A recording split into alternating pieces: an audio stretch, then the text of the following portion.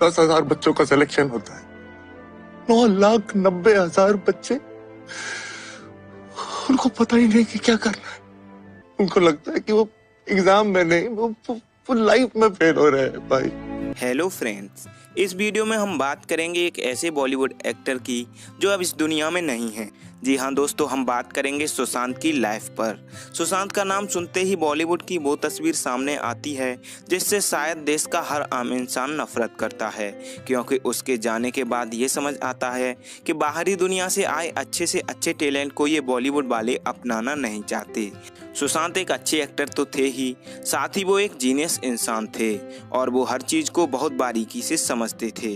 बिहार के middle class family में जन्मे सुशांत ने बॉलीवुड में अपने दम पर नाम कमाया और ऐसा नाम कमाया जो कभी नहीं भुलाया जा सकता। किसी शायर द्वारा लिखी हुई लाइन सुशांत पर एकदम फिट बैठती है कि जिंदगी का किरदार ऐसा निभाओ कि पर्दा गिरने के बाद भी तालियां बजती रहें। नमस्कार दोस्तों, मेरा नाम है अभिषेक और स्वागत है आपका हमारे YouTube चैनल में।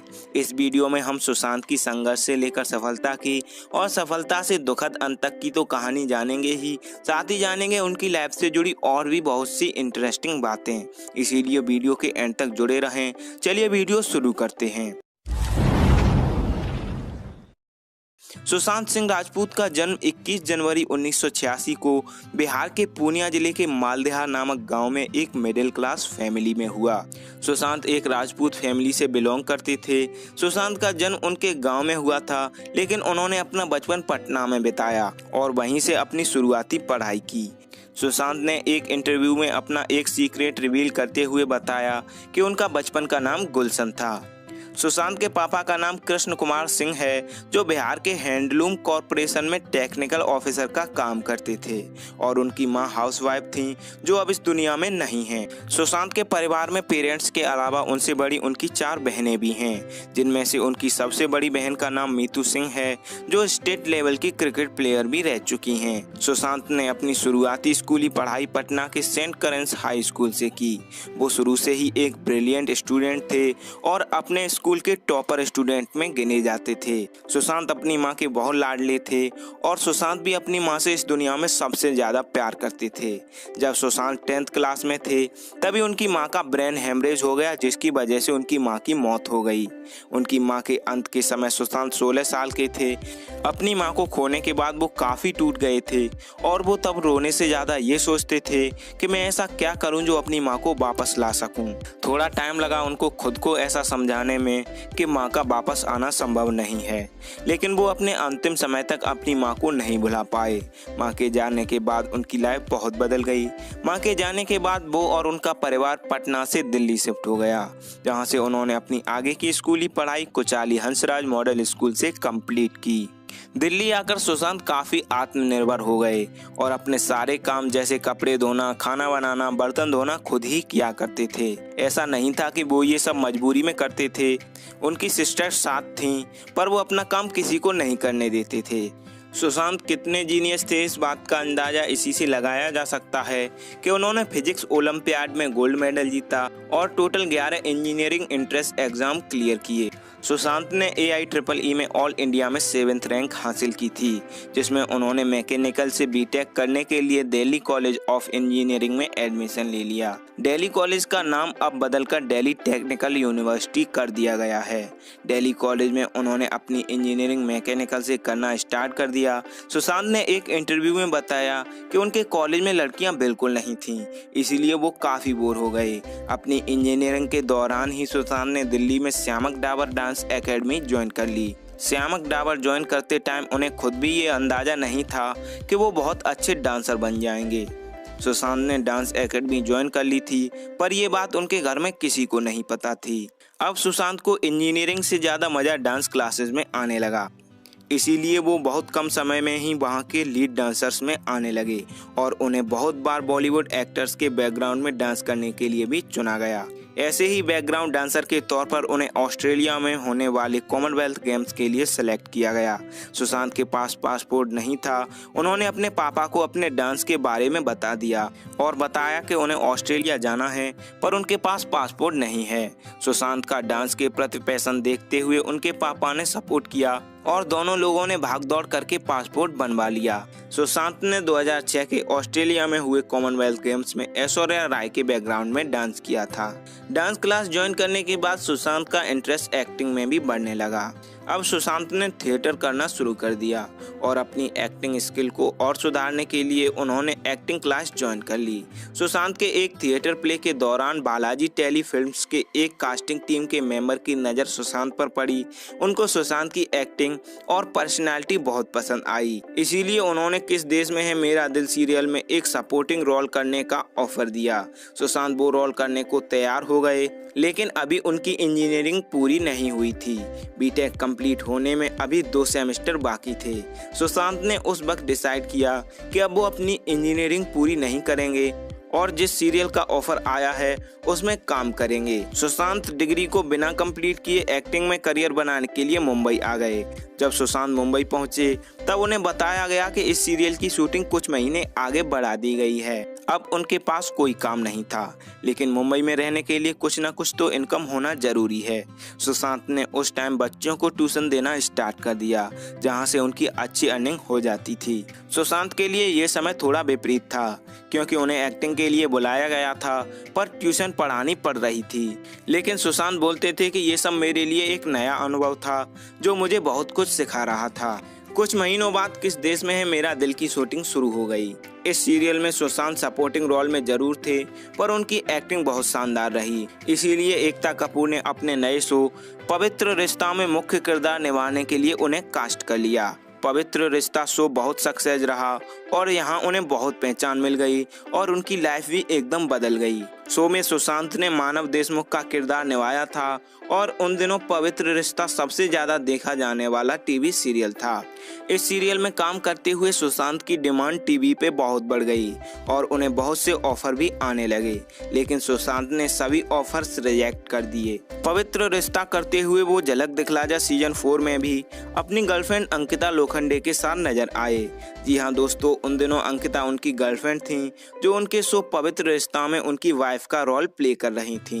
सुशांत की सभी रिलेशंस के बारे में हम आगे बात करेंगे। सुशांत ने पवित्र रिश्ता में साल 2009 से 2011 तक 2 साल काम किया।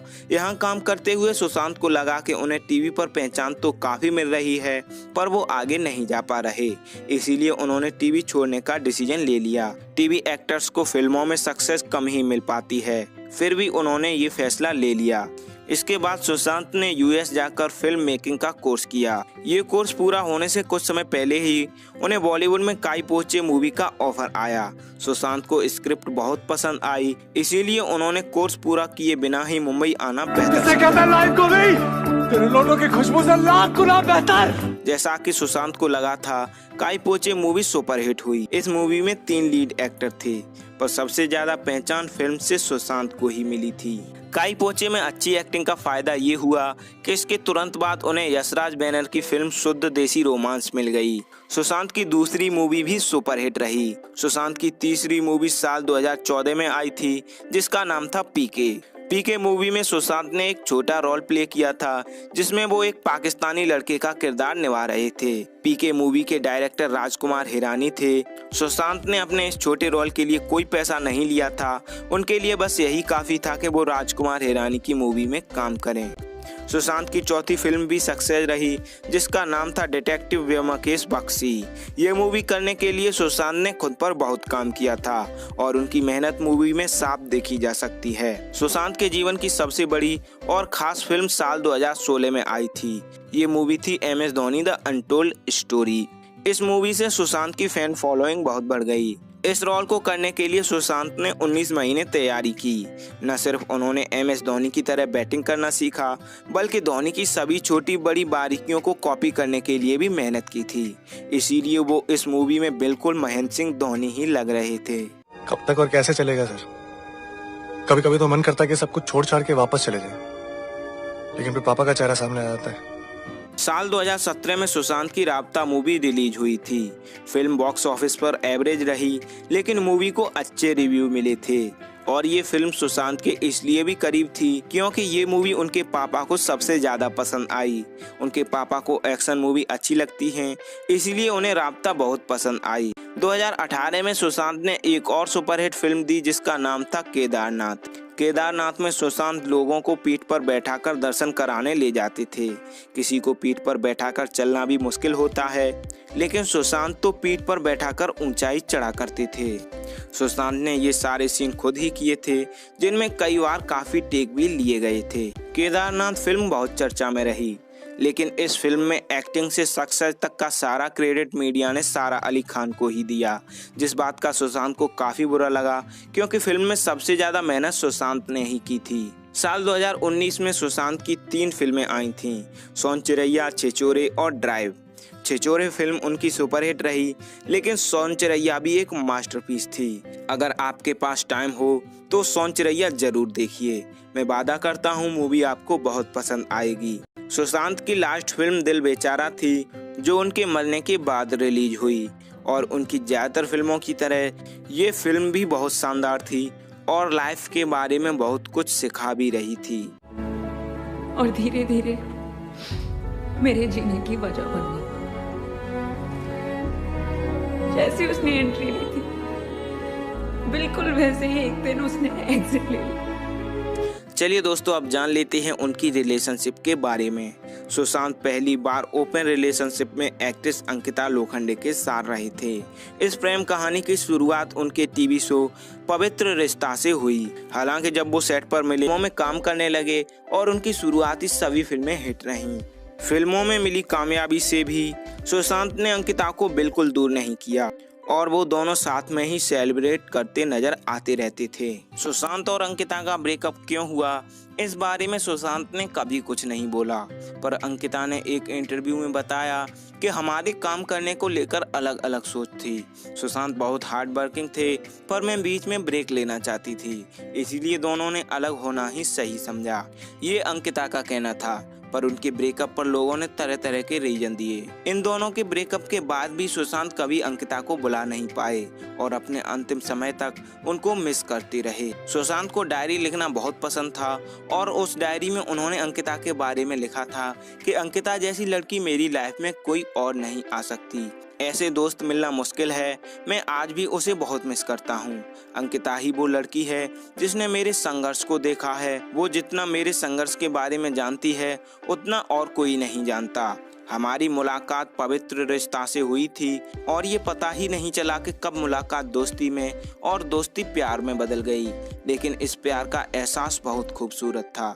अंकिता के अलावा कृति सेनन भी सुशांत के काफी क्लोज रहीं। उन दोनों ने खुलकर तो कभी अपना रिश्ता कबूल नहीं किया, पर मीडिया द्वारा पूछे जाने पर मना भी नहीं किया। सुशांत और कृति की मुलाकात राब्ता मूवी के सेट पर हुई। वो दोनों पहले अच्छे दोस्त बने, पर बाद में उन दोनों का एक दूसरे के प्रति लगाव देखकर लग रहा था कि ये रिश्ता दोस्ती से कहीं ज्यादा है। जब उस दौरान कृति से पूछा गया कि क्या वो सुशांत को डेट कर रही हैं, तो उन्होंने बोला कि बॉलीवुड में ऐसे अफेयर आम बात हैं। फिर जब सुशांत से पूछा गया कि क्या कृति द्वारा बोली गई बात सच है, तो सुशांत ने बोल दिया कि कृति हमेशा सच ही बोलती है।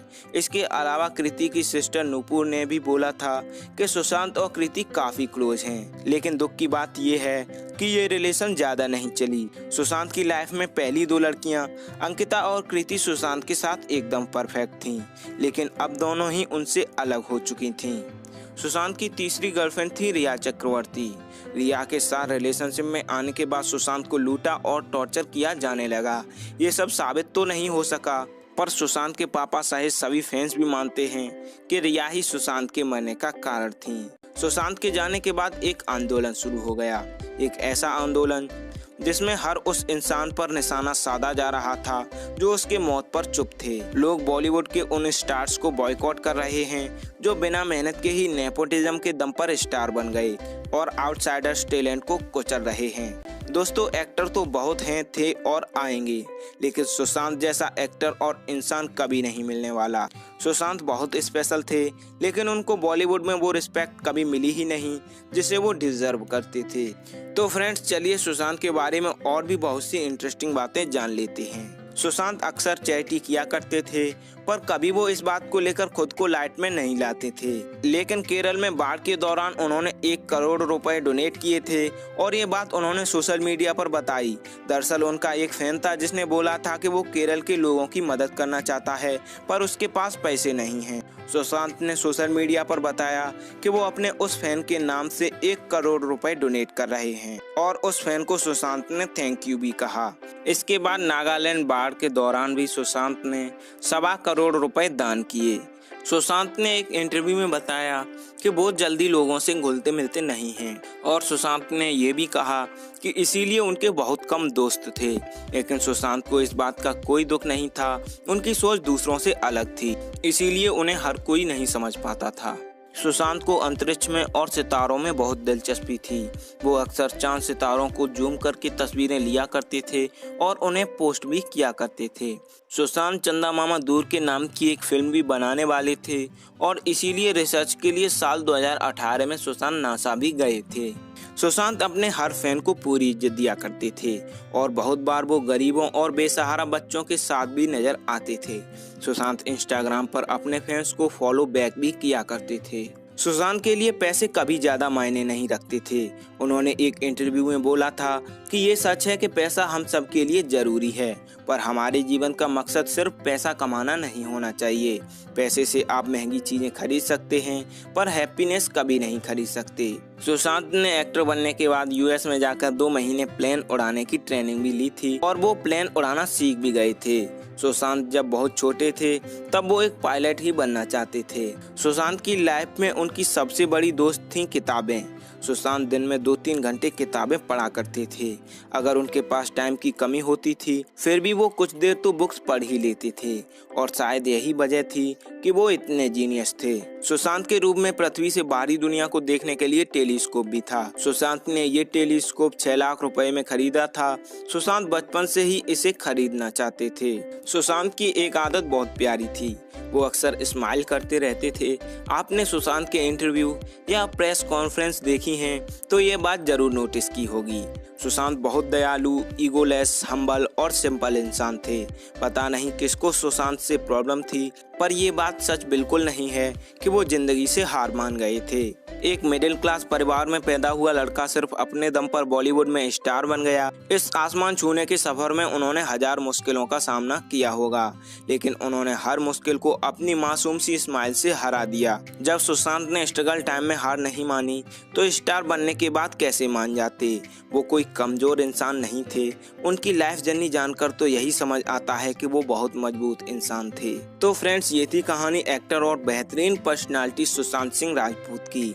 सुशांत की लाइफ के बारे में जानकर हर किसी को मोटिवेशन मिलती है और उनके अंत के बारे में जानकर सबको दुख होता है। हमारा ये वीडियो सुशांत की मेहनत और संघर्ष पर रोशनी डालने का काम तो करेगा ही, साथ ही करेगा बहुत से लोगों को इंस्पायर करने का, क्योंकि बहुत से लोग ऐसे होते हैं जो लाइफ में कुछ बड़ा करने का सपना तो देखते हैं, लेकिन बड़े सपनों को सच करने के लिए बड़ी मुश्किलों का भी सामना करना पड़ता है।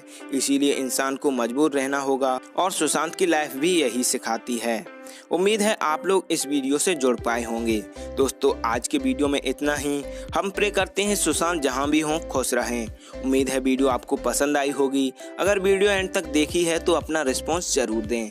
अच्छी लगी तो लाइक करें, शेयर करें और कमेंट करें। हम हर एक कमेंट पढ़ते हैं और हर एक कमेंट हमारे लिए बहुत वैल्यू रखती है।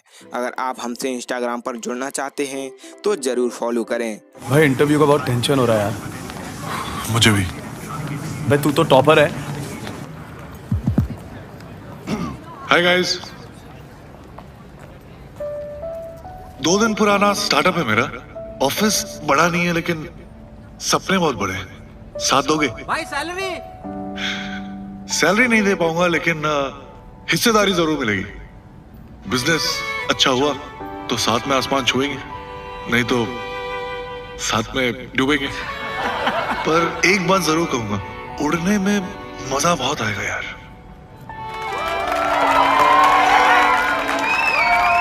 Alright, it's time open for interviews now. नौकरी मिलेगी सर? वीडियो एंड तक देखने के लिए थैंक्स। हमारी हर अपडेट से जुड़े रहने के लिए चैनल सब्सक्राइब करके बेल आइकॉन प्रेस कर लें। चलिए फ्रेंड्स, मिलते हैं अगले वीडियो में एक और इंटरेस्टिंग स्टोरी के साथ।